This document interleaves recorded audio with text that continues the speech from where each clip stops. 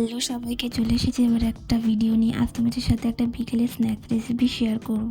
তো আমি এখানে পনিরগুলোকে পাতলা পাতলা স্লাইস করে কেটে নিয়েছি। করব একটা গ্রিন চাটনি, তার জন্য এখানে ধনেপাতা, লঙ্কা আর আদা নিয়ে নিয়েছি। দিয়ে দেবো একটু স্বাদ মতো লবণ, তারপরে একটা পেস্ট তৈরি করে নেব।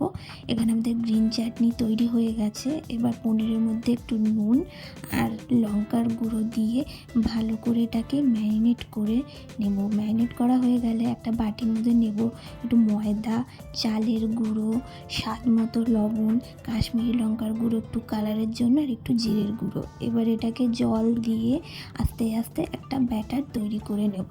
মনে রাখতে হবে খুব ঘনও না, খুব পাতলা ব্যাটারও হবে না, তাই অল্প অল্প জল দিয়ে করছি।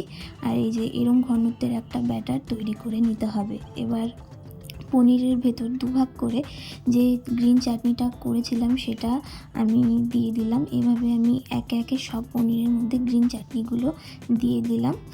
এবার তেলটা গরম হয়ে গেলে ব্যাটারের মধ্যে পনিরটাকে এপাশ ওপাশ ভালো করে কোটিং করে ডুবো তেলে ছেড়ে লাল লাল হওয়া অবধি ভেজে নেব। এইভাবে আমি সমস্ত পনিরগুলো ভেজে নিলাম। তো এখানে আমাদের পনির পাসিন্দা রেডি। তোমরাও একবার এভাবে ট্রাই করে দেখো, বিকেলে স্ন্যাক্সে ভালো লাগবে। আজকের জন্য এটুকুই, আবার দেখাবে নতুন কোনো ভিডিওর সাথে। টাটা।